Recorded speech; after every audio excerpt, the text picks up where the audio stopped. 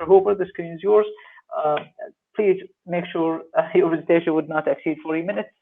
And a quick reminder before I give it to Dr. Hooper, the assessment survey for Mr. Ayub and Ms. Fatoon is on the screen. Please click on it and it will take you right there. So, see you, Dr. Hooper.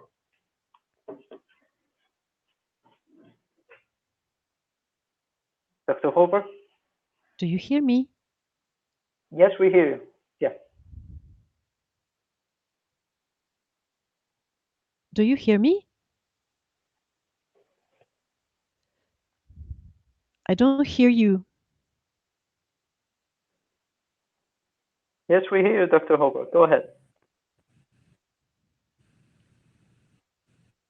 Dr. Hooper? Oh, okay. So I can launch, but I really don't hear. I don't hear you. So go ahead. Okay. So I will close here and I will do like this. So good evening, everybody. My name is Franka Baranovic-Huber, and I'm really pleased to be part of this conference. Thank you. It was very interesting, the first part. And I really would like to thank and greet Mrs. Futun Al-Khalifa and Mrs. Yasmin Arafsha, because those are two golden ladies that I had the chance to meet in Manchester last year at an ITOP, which was an advanced, and they are so dedicated and nice and wonderful ladies, and I really hope that they will take the flame of ITOP to Saudi Arabia. This is my greatest wish. So I'm going to talk about something. It's a theme which is old as mankind. It's also a very light theme. I know we all suffered a lot because of this pandemic of coronavirus. So we are all really, how do you say, a little bit bruised. But there is still another problem affecting mankind, which is more easier and it's not that deadly. The title of my topic was Effectiveness of Calibrated Interdental Brushes in Reducing the Interdental Bleeding Index in Subjects with Intact Interdental Papilla. But I don't really like it because it's so cold and rejecting as a title. So I decided to insert a subtitle, which is much more nicer. I called it an initiation because we all were going to be initiated into the subtle art of interdental cleaning. Something very smooth. I live in the Italian-speaking part of Switzerland, in Ticino. The city is Lugano, and I didn't choose by chance this beautiful image, this beautiful picture. This is called caught in the Villa Chani, and you've got this wonderful gate looking toward the infinite. So I really hope that today we are going to demolish old myths that absolutely we were dragging around since our ages of the studies or our studies times, and maybe we are going to open this gate of interdental spaces. We are going to talk about primary prevention before all the damage occurs. And I really hope that I will be able to provide you with small tips and tricks on how to go on also in those times, not using aerosol. Here we are not going to suffer about it. Okay, so as lobsters immersed in boiling water, although the image is horrific, doesn't matter, I'm sorry, but there is a golden principle. And this golden principle that we are not going to refute or argue about this is that clean teeth cannot get sick. That was already known since ages. Already the Sumerians 4,000 years ago knew it. The Chinese, the Greek population, the Romans, everybody was talking also about this Pitius or materia alba, who was afflicting the teeth and the gums of the persons. So it was firstly demonstrated, this etiology of gingivitis was first brought by Professor Harald Leu in this wonderful hero of periodontology and prevention, with this experimental gingivitis in men. You remember this it was a very, very easy experiment in which 30 dental students were left without, they had to restrain to clean their teeth, and Professor Lowe only observed what happened in their mouth. So first the cocci, then the rods, gram-positive came, and then the filaments, and then the spirochetes, and then finally, with this accumulation of plaque, the gingivitis was settled down and everything started to bleed. So finally, for all the prevention that we can have in our mouth, it's so easy. It's shown in this beautiful picture taken with the scanning microscope at the end of the 70s. And what is telling you as a message is this every time boring message called mechanical plaque control. That means that if we are cleaning our teeth, we are not going to suffer about anything. We will be safe. So it is as easy as drinking a cold glass of water or a Coca-Cola glass. This is much better. It goes easier down. Okay.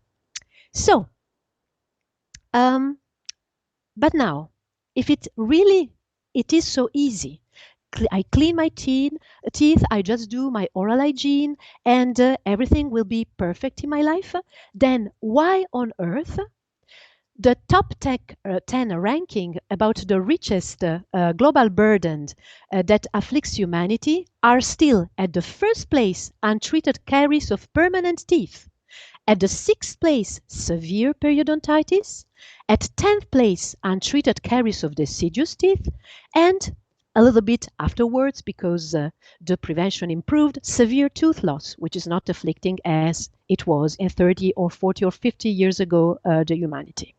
Why it is like this? Although I must do a remark, I don't think that the first place is taken by the caries of permanent teeth. There is another sneaky, but really sneaky disease called gingivitis. Gingivitis, in reality, is the most widespread disease in humankind. Now, let's look at the periodontitis. Periodontitis is the disease that worries me most because, okay, it is on the 6th place as prevalent disease worldwide, but the problem is that it increased in the last year about 60%. In 20 years, it jumped up. And not only that, because we live in a cold society, only voted to productivity and work, because we are only valued by the work we can provide, periodontal disease are responsible for 3.5 million years lived with disabilities because they are directly linked to diabetes, to heart attacks, to brain strokes, to preterm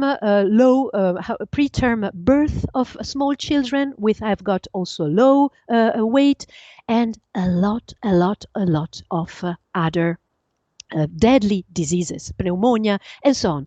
But I don't want to lose time on it. And such burden of periodontitis will continue to increase with the growing aging population, also due to increased tooth retention globally. In my case, I'm already part of the gerodontologic population because I am over 50. And I've got all my teeth in my mouth. That means 32 teeth. I've got all my wisdom teeth.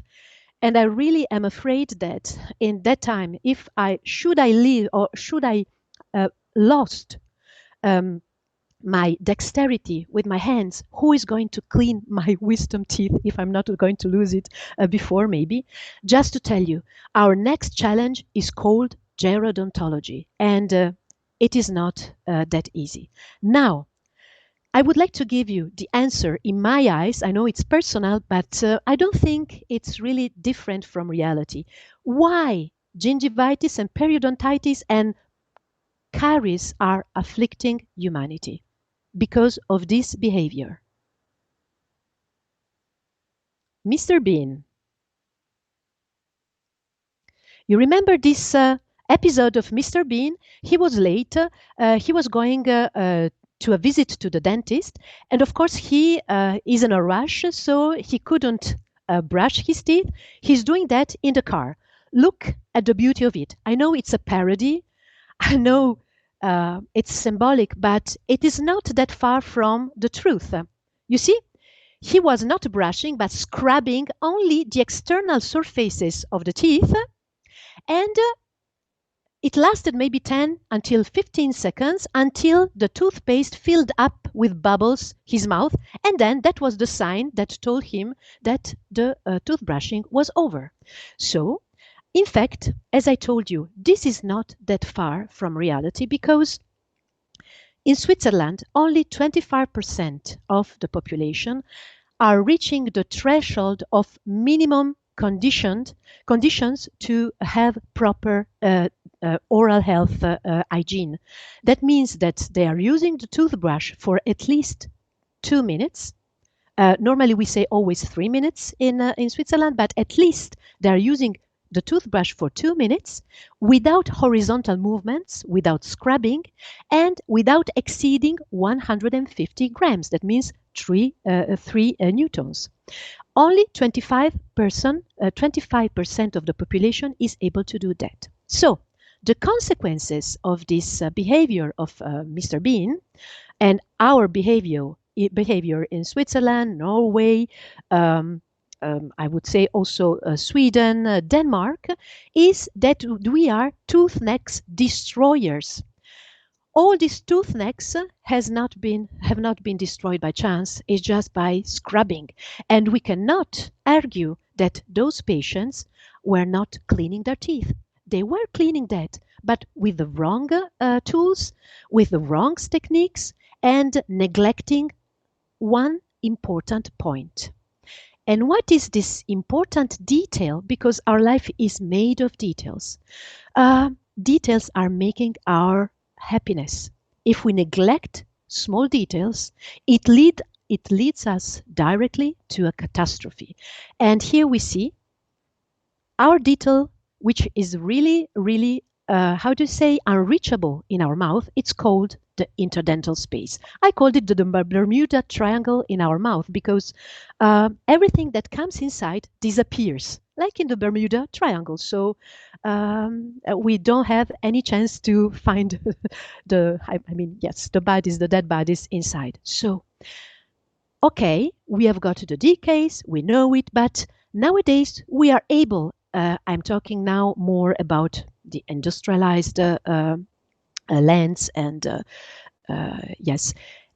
we are more able to, to control the caries diseases and to check them and to prevent them. But what we are less able to control is, again, gingivitis. This is what is afflicting us, and if not every gingivitis is going to become a periodontitis, every and each periodontitis has as mother, as generator, the gingivitis. So the prevention of gingivitis still remains nowadays the key element towards prevention of periodontitis. We don't have any escape. And I would like also to mention, I know those are things that were already said, but sometimes it's good to point them out. This beautiful man, always Professor Harald Leu, our prevention hero, he made a beautiful research with Markus Schätzle and others, just a neutral observation of like 500 or 600 of Norway young men. They were aged at that time between 16 years and 35 years, and they were only collecting data, only calling them for recall and looking in a very neutral way, non-interventional, what was going on with the time passing by. And what they saw was that the first conclusion, the gingival sites that bled throughout 26 years, so very long time, had approximately 70% more attachment loss than the ones who were clean, who were not bleeding.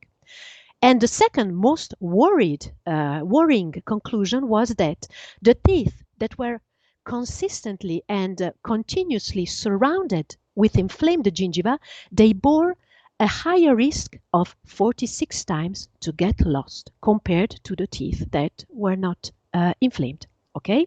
So this innocent, nice-looking gingivitis that everybody has got in his own mouth, in reality, it's a very sneaky and tricky disease.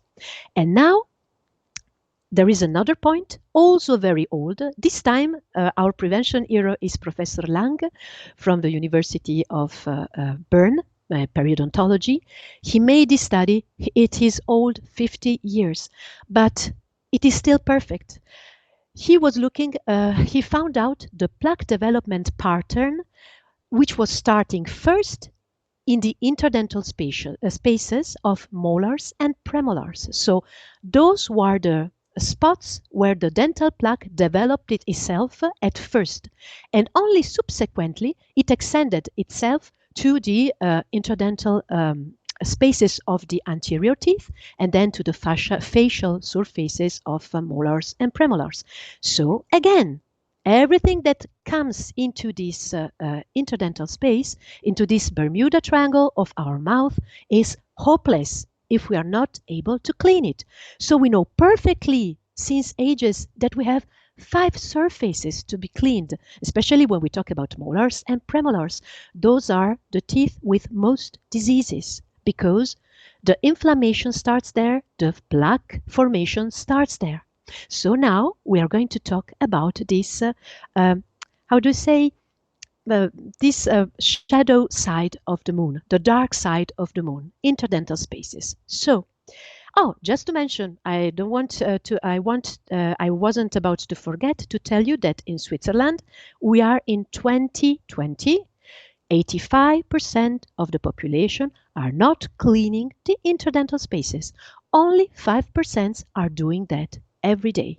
Just to tell you that. And Switzerland, you know, the Swiss people, they're really proud of themselves because they did a lot in the prevention, etc., etc. But still, this is not an established habit. So, how can we reach this closed interdental space? Now, we are going to talk about primary prevention, about embrasures type 1, intact papilla and intact periodontium.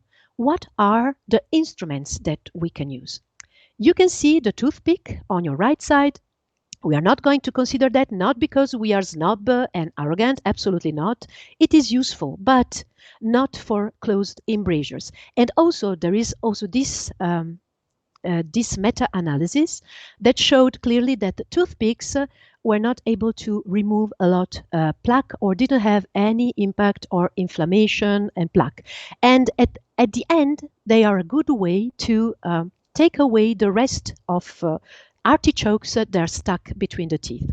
But still, it's better than anything. We have to keep it. But now we are going to talk about the 2 privileged way of reaching the interdental space, the floss and the interdental brush of the new generation. And here you see immediately the differences, the advantages, and the limits of the 2 instruments, especially of the floss. Those drawings, you are not going to see it anywhere in any periodontal manual or textbook, absolutely not. Those are the creation of Dr. Zed Meyer. And I know they are very, very simple. They are very didactic. But I love this fact because it has an effect on us. We can understand much better this way. So, what do we know as dental professionals about this secret life of interdental brushes? First of all, we know that this is a chaos. We have got thousands and tons of interdental brushes. And one thing that we perfectly know is that this is an extract from our textbook that we use as students, which is the Atlas of Periodontology of Professor Ratajczak. So we are nowadays still studying on this textbook, and you always find this image, this picture. So what we have learned, what I have learned in 1991 when I finished my studies, was that if I am healthy, then the only thing I can use is the floss.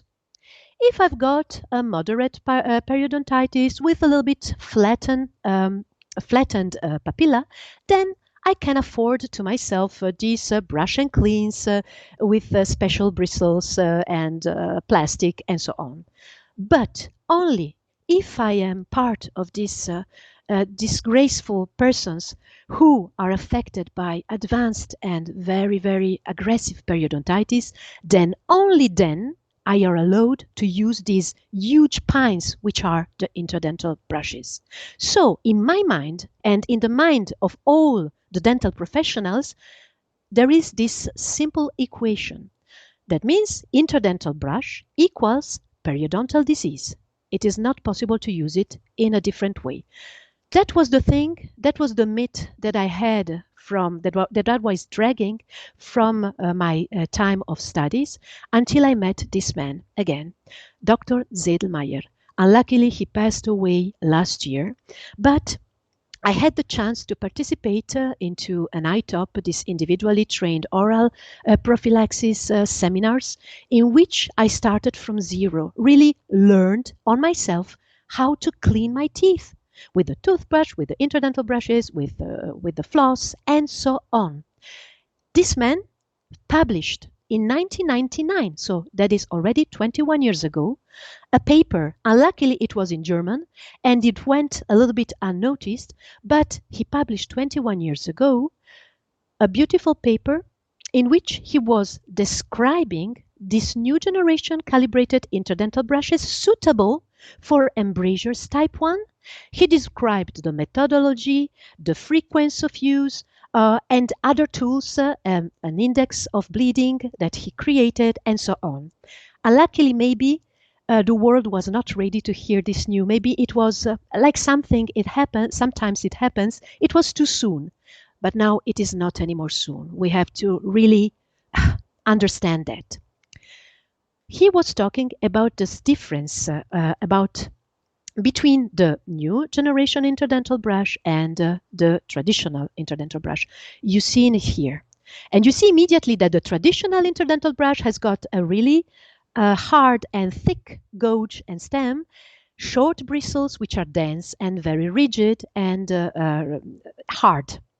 Towards the new generation interdental brush, you see the stem much more lighter, the bristle much more longer, flexible, and nicer. Okay, so you cannot interchange it. It is not possible. Here you see, again, two interdental brushes, old generation on the right side, a new generation on the left side. Both of them are capable of penetrating into the same interdental space. But you can well imagine with which difference. This one, they didn't change any parameter. They only shortened the bristles, so if it penetrates, it is going to create damage. It will flatten my papilla, it will destroy my alveolar bone. On the contrary, the new generation interdental brush, you can see it again here. It is like a miniaturization of all the parameters. The construction of these interdental brushes are much more lighter, much more delicate. They are not going to last for a long time because they are conceived for closed interdental spaces. So it's normal, everything is miniaturized. Dr. Zed Meyer, for the first time, introduced in 1999 this new quality which defined the new generation interdental brushes. And this quality was called the accessibility. The interdental brushes had to be able to penetrate in a very smooth way into the center, in the mid-interproximal tissues of the interdental space. So it must be able to penetrate without damaging the papilla and the alveolar bone. And once it has penetrated, the bristles must be able to fulfill all the concavities that we have got into the interdental space. This is beautiful. Nature is wonderful because in nature, everything is round. You don't have any edges, so you've got only nice concavities. But the problem is we have to fill them up. Okay, this is the efficacy parameter, effectiveness parameter. Voila. So here you see it again. The accessibility is made, you obtain the diameter of accessibility by adding the gouge diameter to the bristles fold down like a parachute. That makes a bulk, and the whole thing defines the accessibility parameter. On the contrary, a normal traditional interdental brush is not able to alter or to differentiate these two parameters. The bristles stays always the same. Here you see this new generation interdental brushes, the 0.6 of the smallest interdental brush available in the world until now. This diameter is the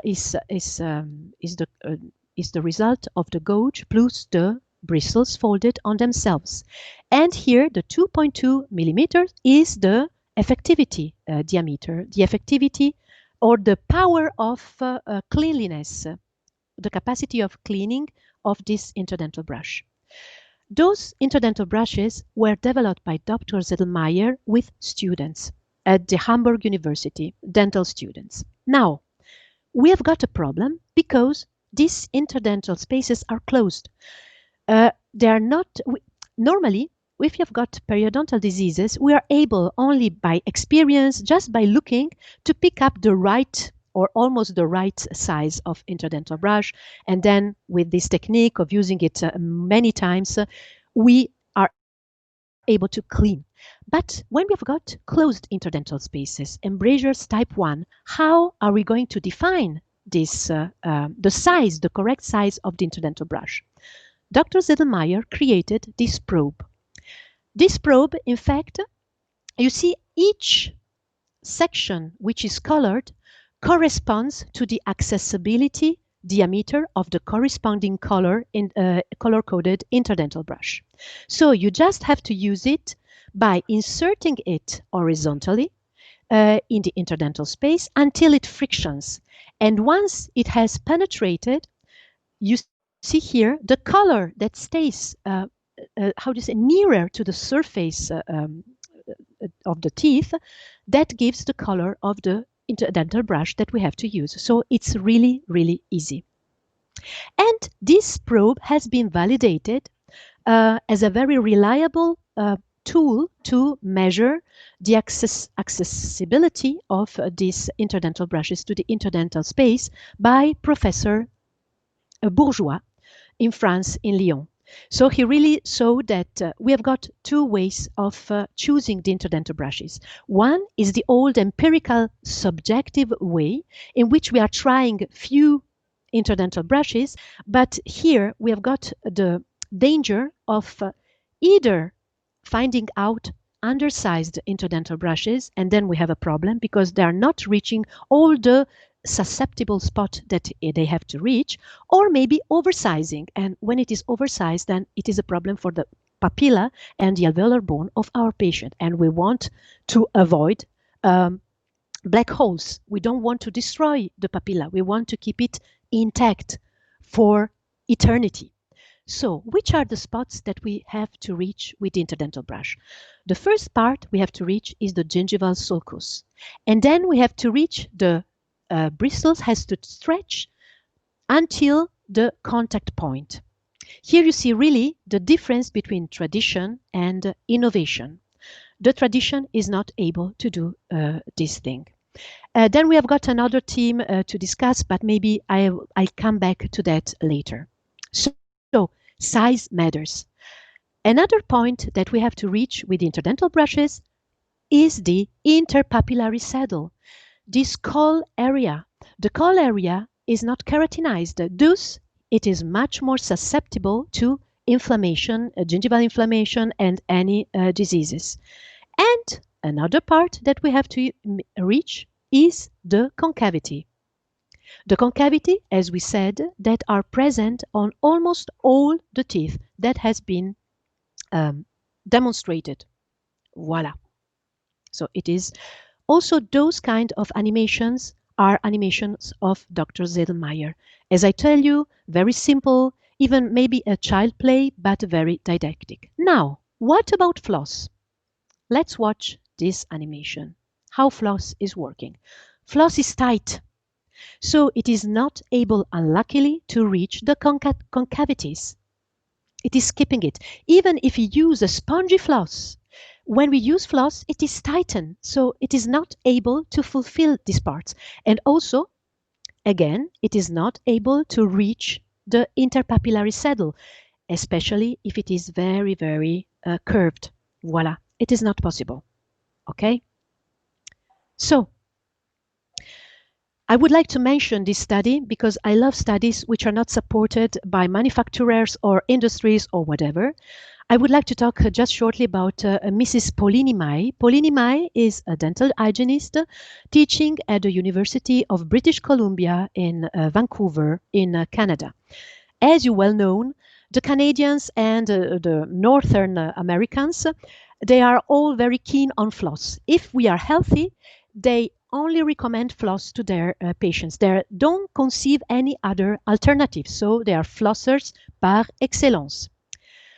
She came to one seminar of oral hygiene, ITOP seminar, and she was really, really surprised to discover this new generation interdental brushes. So she launched this study.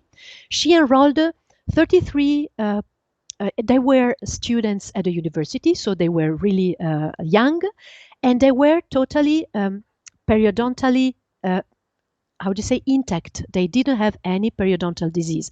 They did have gingivitis. So first thing she checked was the compliance for this new interdental care, which was very high, because don't forget that the use of dental floss nowadays is very low.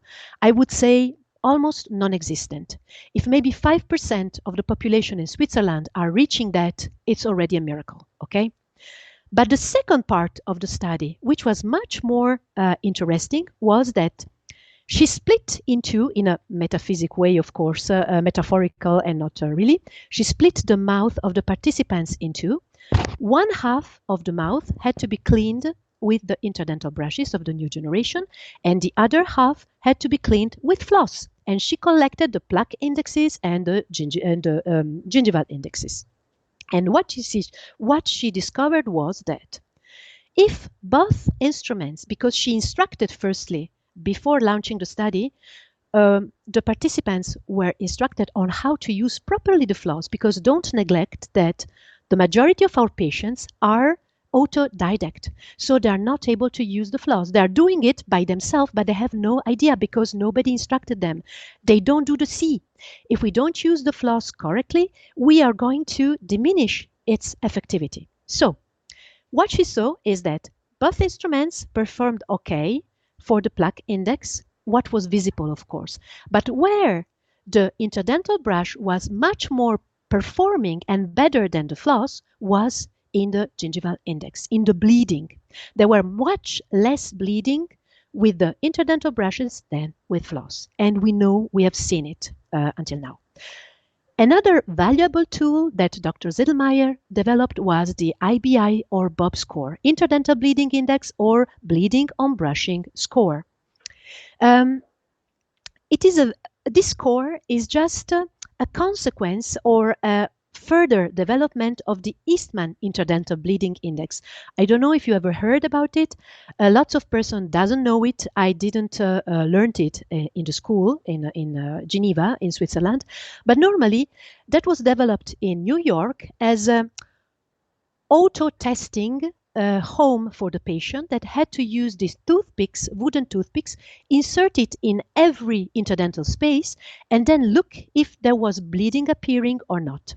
Instead of using the toothpick, Dr. Zed Meyer substituted the toothpick with the interdental brush. So you simply insert the interdental brush once in and once out with a very simple movement in each passable interdental space, and you wait for bleeding. And normally, this is one of my patients, this is the result, especially for the retainer wearer. Very well. And one also motivating thing is this beautiful plaque that gets stick on the bristles if you put them under the nose of the patients. It's not to offend them or to be unpolite, but only they can really understand from this halitosis. I mean, you have got these sulfur compounds, methyl mercaptan, and so on. Yes, yes, yes. Oh my God. Okay. Okay. I just jump on it. You've got also a valuable tool to how to say to motivate your patient. That is using this chart, which is made for patients to help them get orientated in their own mouth. So you put how much they are bleeding on it, and you put the interdental brushes they have to use. Nowadays, you've got this new system, which is called Prevention One, which englobes all these things. You've got the bleeding index, Bob score, you've got the chart. You can send it to your patient with the phone, with the computer, so you're always in touch with them. Now, finally, I would like really to show you one secret of the use of these interdental brushes on healthy patients is the frequency. First of all, you have to teach them the method. You have to find out the size of the interdental brush. But then one thing you have to be careful is the frequency of use. Normally, you have to insert it once inside, once outside, and that's done for the day. Next time you do it the next day.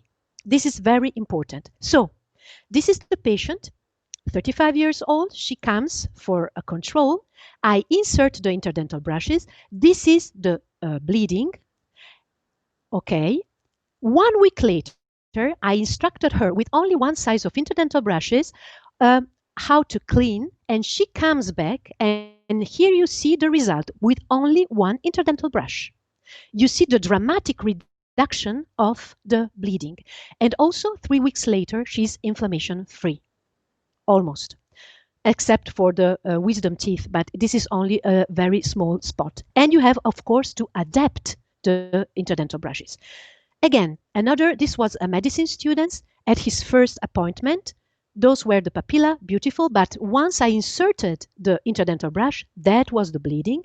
And look at the bleeding 1 week later. I just gave him only one size, and I instructed him how to do it, and that was the result. This is really self-made healing. I didn't use the curette, I didn't use the ultrasonic devices, no aerosol. He did all by himself. And that was at the beginning. You hear it, you see it really on this part. Another patient, 21 years old. This is the starting point.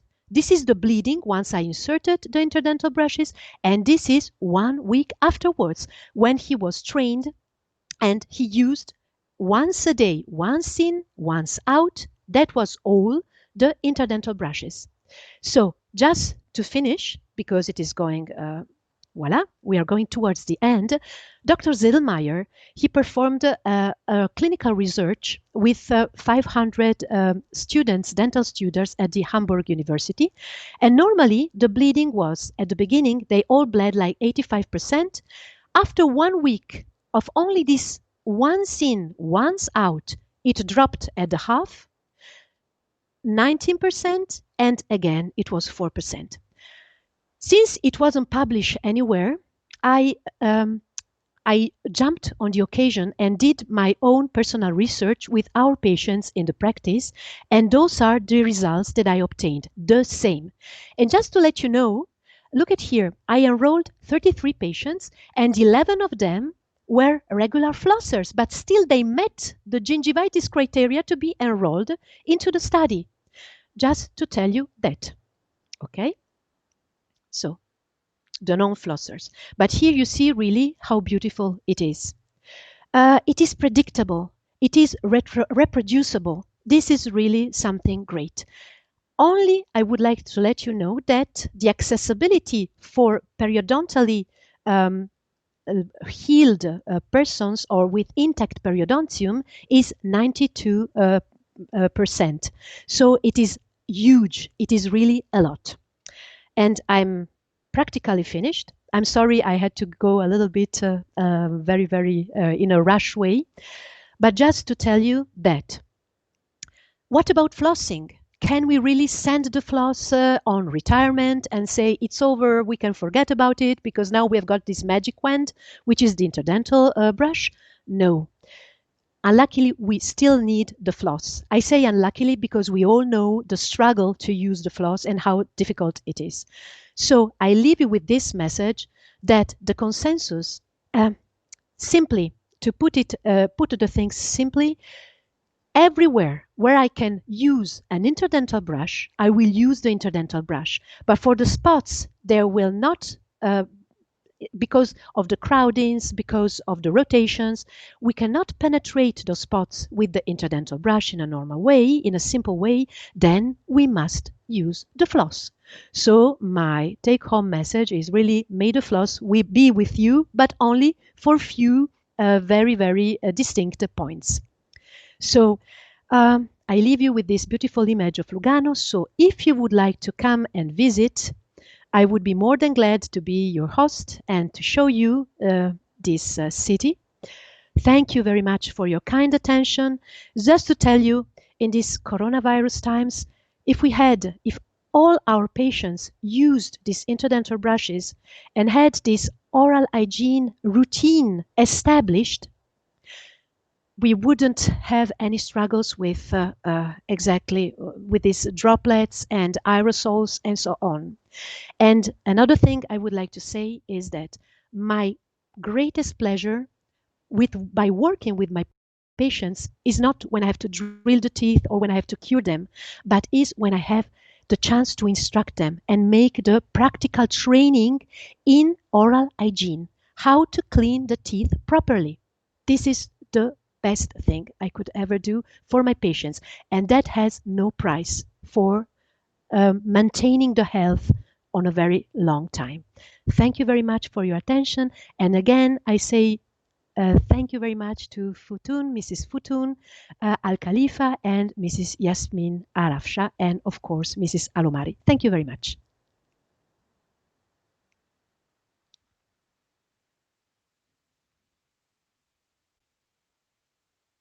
Interesting topic. Dr. Al-Amari is having trouble connecting, so I will be taking the comments for now. Can you hear me, Dr. Franka? Okay. All right. There is only one comment that says, but using or forcing the interdental brush causing the interdental papilla to become keratinized, and by time it will become demolished. So, what's your comment on that?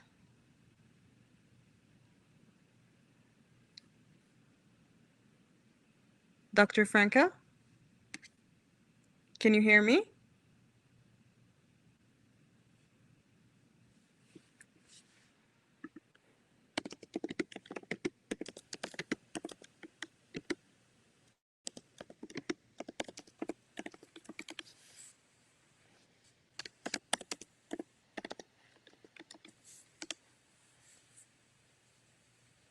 Okay, I think Dr. Franka cannot hear me, so I will just tag her on the question so she can reply in the chat, inshallah. So I would, on behalf of the Saudi Dental Hygiene Thank you very much. Oh, you can hear me now.